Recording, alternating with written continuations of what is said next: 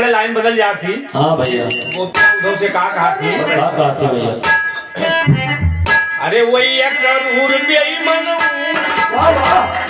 अरे वही एक करूर बेईमान हरि का